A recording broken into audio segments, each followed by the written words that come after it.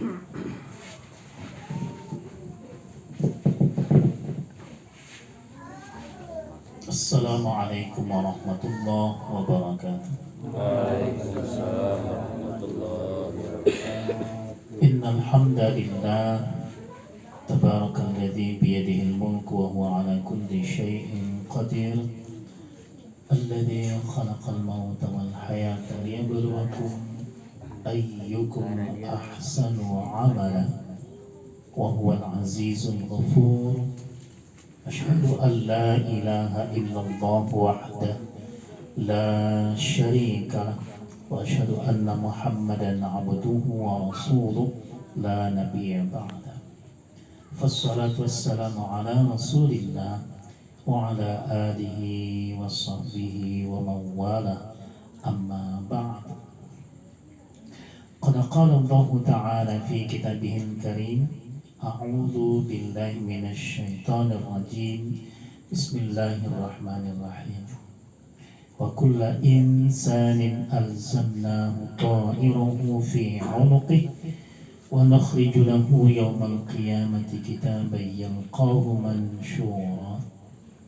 Iqra' kitabak kafa bi nafsika al-yawma 'alayka hasiba. Yang sangat kita hormati dan muliakan orang-orang tua kita, bapak dan saudaraku jamaah takziah, terutama sahibul musibah, seluruh kita yang berhadir, yang saya muliakan, yang dirahmati Allah Subhanahu wa Ta'ala. Mari tetap bertahmid, alhamdulillah, bersyukur kepada Allah Azza wa Jalla atas rahmatnya, taufik, hidayahnya, ma'unahnya kepada kita semua. Dan kita hari ini diberikan kesehatan dan kesempatan bisa berhadir dalam majelis ini. Salat dan salam semoga terus menerus Allah curahkan atas Rasulullah Muhammad sallallahu alaihi wasallam. Tidak ada lagi nabi ataupun rasul setelah beliau sampai hari kiamat kelak. Sahibul musibah, jamaah takziah yang dirahmati Allah Subhanahu wa Ta'ala, kita berada di takziah malam yang ketiga. Dalam kesempatan ini sama kita sejenak fahami, sama kita cermati, sama kita hayati dua ayat di dalam Al-Quran di surah ke-17 Al-Isra ayat 13 dan 14. Ini adalah ketegasan dari Allah Subhanahu wa Ta'ala ketika kita, ya, bagaimana proses hidup kita di dunia ini dan gambaran bagaimana nanti di akhirat kehidupan kita. Bismillahirrahmanirrahim. Wa kulla insanin, dan setiap manusia, alzamnahu ta'irahu, kami kalungkan, ya, catatan amal perbuatannya, fi 'unuqihi, di lehernya. Hari ini, selama di dunia ini, siapa yang merasa bahwa yang kita kerjakan, misal hari ini, dari bangun subuh sampai sekarang ini, sebetulnya itu dikalungkan di leher kita. Hanya saja tidak nampak. Kenapa tidak nampak? Untuk menguji kita. Ada orang yang masih ingat dengan apa yang khilaf, yang lupa dia yang terkerjakan. Ada orang yang tak ingat, ada orang yang pura-pura lupa. Nanti di sana nggak bisa main-main. Dan ini adalah penegasan Allah. Semua manusia itu kami kalungkan di lehernya catatan perbuatannya. Dan kalau tadi contohnya adalah satu hari ini, maka yang dikalungkan adalah sejak kita hidup, sejak kita balik. Catatan kita itu sejak kita balik yang akan dipertanggungjawabkan, walaupun nanti catatannya sejak kita melakukan. Maka ada dibedakan sebelum balik dengan setelah balik. Yang taklif itu yang akan dipertanggungjawabkan setelah balik. Nah, kita walaupun muhasabah nggak bisa semuanya. Karena apa? Sudah banyak yang lupa. Dalam satu pekan ini saja udah berapa yang kita lupa? Nggak ingat. Ya. Apalagi yang bertahun-tahun yang lalu. Maka Allah ingatkan dalam ayat ini, wa kulla insani, dan setiap manusia, semuanya ya Bapak Ibu, mau dia beriman atau tidak, itu dikalungkan di leher.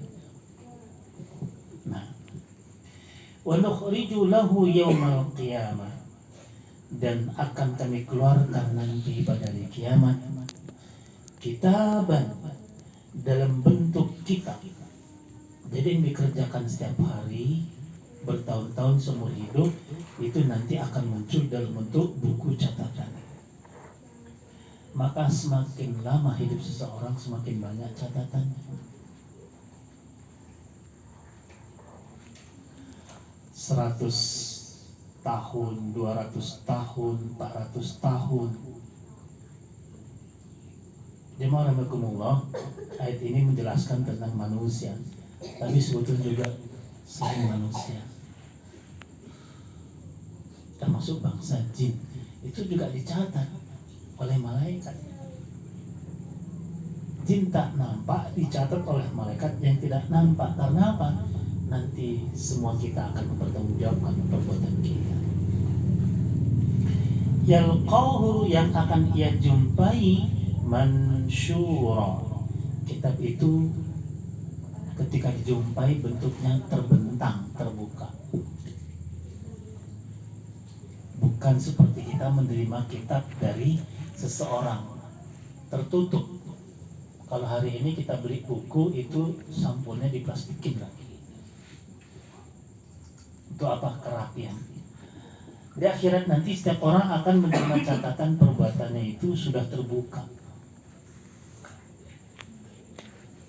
Terbuka di tengah? Enggak, terbuka dari awal. Lalu ayat 14 Allah katakan, Iqra kitabak, baca buku catatan perbuatan kalian itu. Saya, Bapak dan saudaraku, semua kita, semua manusia itu akan membaca buku catatan amal perbuatannya semua, karena dia menerima dalam keadaan terbuka. Kafa binafsikal yawma 'alaika hasiba, maka ya cukuplah dirimu nanti pada hari kiamat itu yang menghitung amal perbuatanmu. Pak, nanti memang di ayat yang lain disebutkan Allah itu sari'ul hisab, amat sangat cepat hisabnya.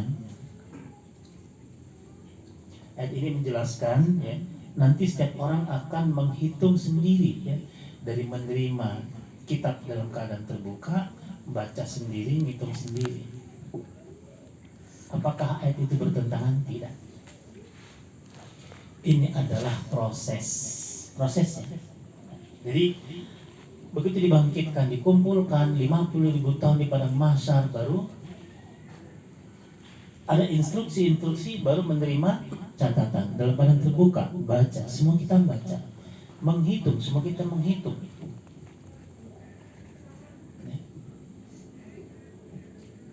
Ketika seseorang ya menghitung amal itu, tidak satu pun yang berani menutupi atau mengurangi.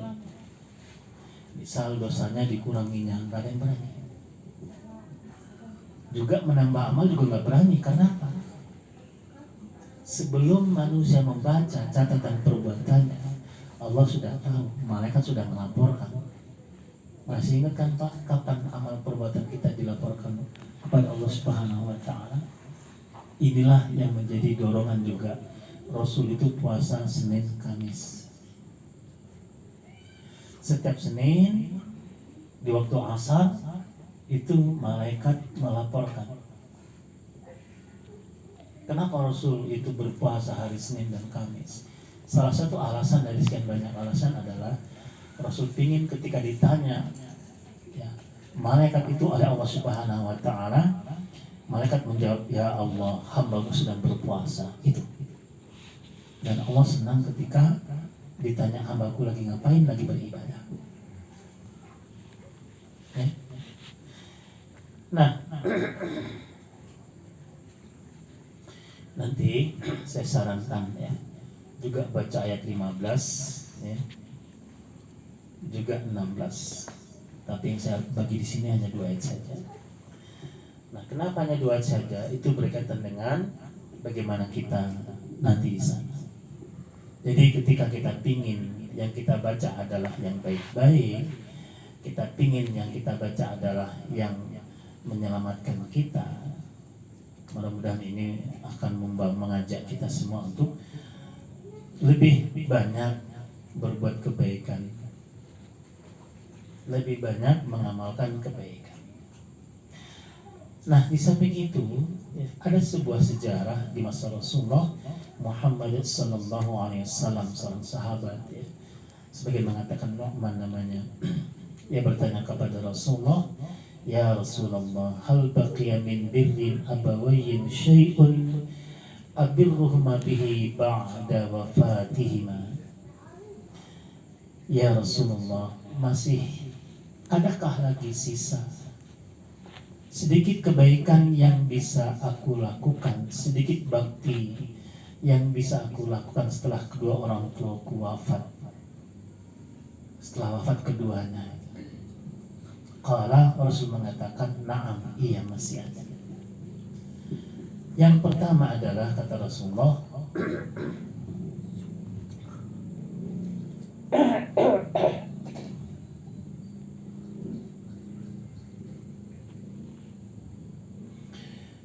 mohonkan ampun untuk kedua orang tua kita.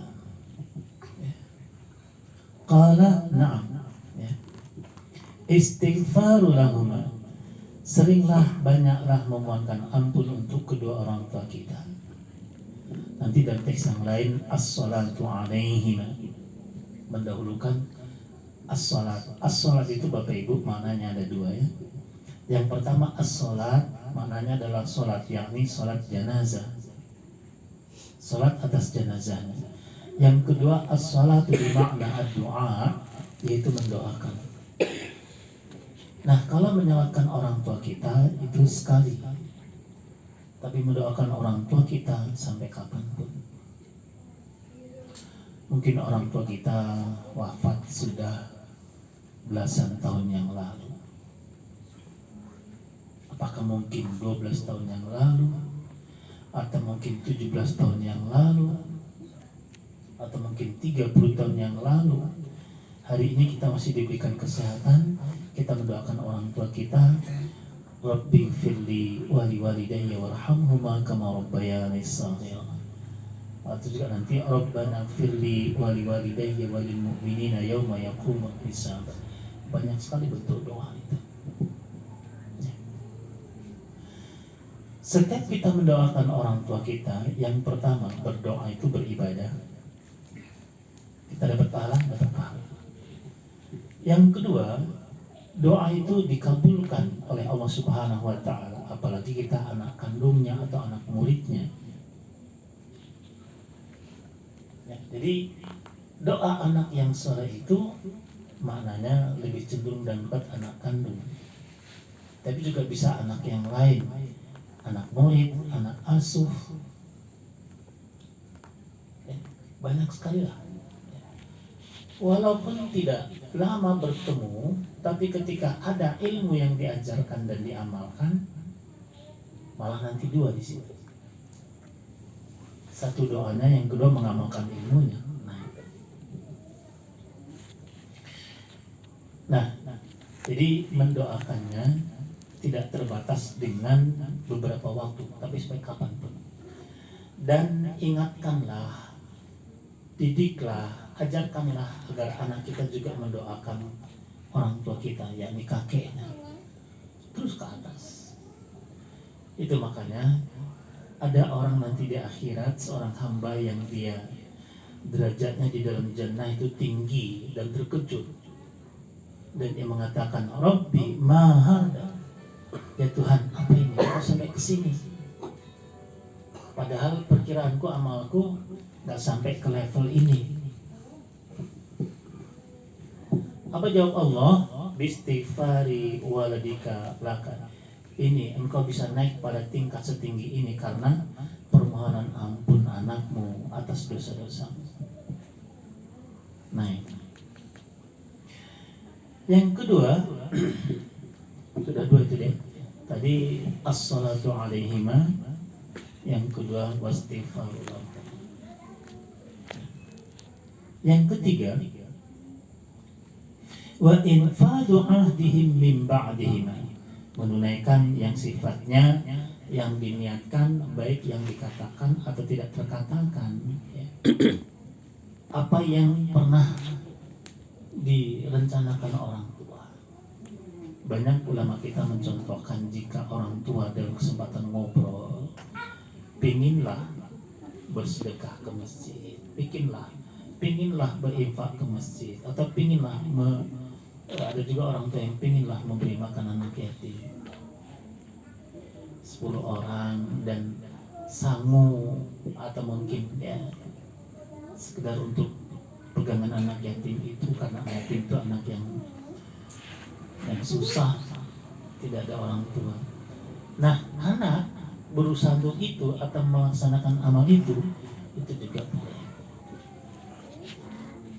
Yang keempat, wasilaturrahmi allati la tusalu illa bihima. Terus menjalin hubungan silaturahmi dengan semua orang yang kita terhubung melalui orang tua kita. Jika masih ada keluarga orang tua kita, saudara kandung kah, saudara seayah kah, saudara seibu kah, lanjutkan itu. Yang kelima, wa ikramu shadiqihima, dan memuliakan teman-teman orang tua kita. Apa pengertian teman? Teman ini adalah orang yang pernah bersama, baik sebentar, baik lama, ya, dalam hal tertentu. Biasa kalau orang merantau itu banyak temannya, karena apa? Banyak bersinggungan, banyak berkomunikasi. Teman seperjuangan, teman seperantauan. Makanya dulu orang-orang tua kita, kakek-kakek kita dari Jawa yang sama-sama dipindahkan kemari, baik di zaman Belanda sekalipun, itu jadi saudara. Tunggal sekapal, saudara sekapal. Ya. Muliakan. Nah, yang real ya, orang tua kita adalah pimpinan di ranting kita. Waktu masjid kita masih di atas dulu, banyak ya orang-orang tua kita itu yang memperjuangkan bagaimana bisa berdiri ranting. Saya ingat itu, termasuk Pak Sukri, termasuk Pak Suyut ya, orang tuanya Pak Tri, termasuk orang tua kita Pak Soros, termasuk juga Pak siapa? Pak Bunirin, Pak Pak Sulaiman ya, Pak Wamin, Wawak. Beberapa dari mereka saya kenal betul karena masa-masa kecil saya gitu. Tapi ya saat wafatnya beberapa saya nggak bisa hadir. Termasuk kemarin hari Kamis saya juga ditelepon, tapi pas memang ada yang penting saya di arah Medan, dan memang sih ada rencana jika cepat akan, tapi ternyata juga nggak, ya di luar kemampuan kita. Nah, tapi insya Allah doa itu tetap berdoa pada Allah Subhanahu Wa Taala. Nah, Bapak dan saudaraku, ya, ini ada beberapa tambahan dari beberapa ulama selain tadi mendoakan, kemudian meneruskan yang dicita-citakan orang tua, menjalin silaturahmi, memuliakan sahabat. Nah, ada sebagian ulama mengatakan bersedekah atas nama yang sudah orang tua kita itu. Ya, ini juga dalam kajian ya, kalau dalam memahami hadis dari Ustaz Adi Hidayat dibolehkan, dan banyak orang membolehkan, walaupun itu dalam tarjih itu ada enggak di apa namanya dinyatakan atau diucapkan. dipesankan gitu. Jika ada wasiatnya silahkan. Nah sebetulnya ketika Rasul mengatakan dalam hadis dari Aisyah, wa inna auladakum min kasbikum, dan sungguhnya semua anak-anakmu itu termasuk juga usahamu, asetmu. Kita hari ini ya, tadi apakah kita sholat berjamaah, kemudian kita bertakziah, itu insya Allah kita berpahala. Kita yang melaksanakan berpahala. Dan juga orang tua kita mendapatkan kebaikan dari amal kita itu. Karena apa? Kita ini anak kandungnya, kita ini ada hubungan darahnya, atau mungkin kita muridnya. Jadi bisa dari segi kita darah dagingnya, bisa juga dari segi kita muridnya. Dan jika yang mengajarkan kita bisa sholat, mengajarkan kita ya, memahami seperti ini ayat takziah itu juga orang tua kita, maka dapat dua-duanya. Nah itu juga melunasi hutangnya. Bahkan di dalam Al-Quran itu berulang-ulang di An-Nisa ayat 12 ya, satu ayat itu sampai 3 kali itu. Min ba'di wasiyatin yusi biha aw dain. Pentingnya menunaikan hutang piutang setelah wasiat. Jadi Pak, dulu kan wasiat baru hutang. Tapi juga nanti ya mendahulukan hutang dulu baru wasiat, karena berkaitan dengan besarnya. Kalau sudah dilunasi hutang, barulah jika ada wasiat. Nah, seperberapa wasiat itu? Kalau nggak ada ketentuan berapanya, itu biasanya maksimal paling banyak 1/3, 1/4 boleh, 1/5 boleh, 1/10 boleh. Tapi tidak lebih dari 1/3. 2/3 nggak boleh, separuh nggak boleh, ya. Itu kalau ada wasiat. Kemudian juga jika ada nazarnya, nah, bayarkan. Banyak sekali hadis yang menjelaskan tentang jika ada yang dinazarkan. Misal orang tua dalam kondisi sakit, ya ingin jemput dengan sehat itu dengan, ya Allah jika sembuh aku pingin, termasuk tadi itu, pingin ngasih makan anak yatim. Dan kemudian sembuh, tapi setelah sembuh belum sempat melaksanakan, kembali kepada Allah, maka anak bisa berbakti dengan melaksanakan nazar orang tua tadi itu. Kemudian juga ada ulama yang menunjukkan di beberapa hadis menghajikan orang tua dengan syarat si anak sudah haji lebih dahulu.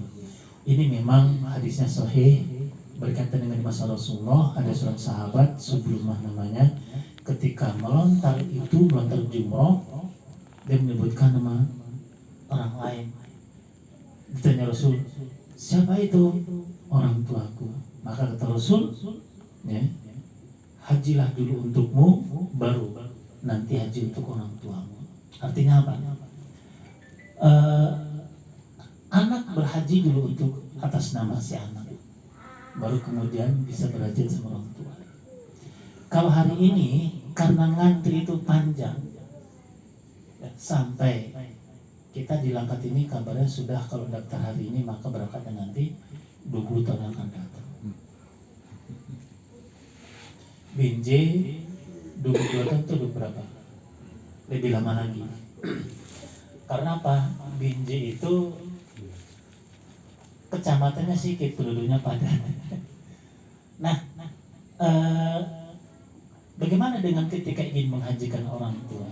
Maka haji kalau ada rezeki ya, anak haji plus kemudian 5 tahun ke depan atau berapa ke depan haji atas orang tua juga haji plus. Barangkali mohon izin Pak, ada yang berpikir wah mahal. Memang iya, kemarin aja 180 juta, hari ini nggak tahu berapa ya. Tetapi kalau kita ya, memikirkan apa yang sudah diberikan orang tua kita kepada kita, kayaknya 1 miliar pun nggak ada artinya jika ada kemampuan. Nah itu di dalam takziah malam ketiga ini ya, terakhir ya, ini saya berpesan ya, lanjutkanlah keaktifan orang tua atau mungkin cucu ya, mewakili kakek untuk aktiflah di masjid kita. Apakah sholatnya apa juga berjamaah berorganisasi. Kebetulan besok ada ngaji gabungan cabangnya, mungkin bisa datang aja duduk-duduk dah. Itu nanti kita berpahala, orang tua kita berpahala. Baca Al-Quran, nanti kita berpahala, orang tua kita berpahala. Karena apa?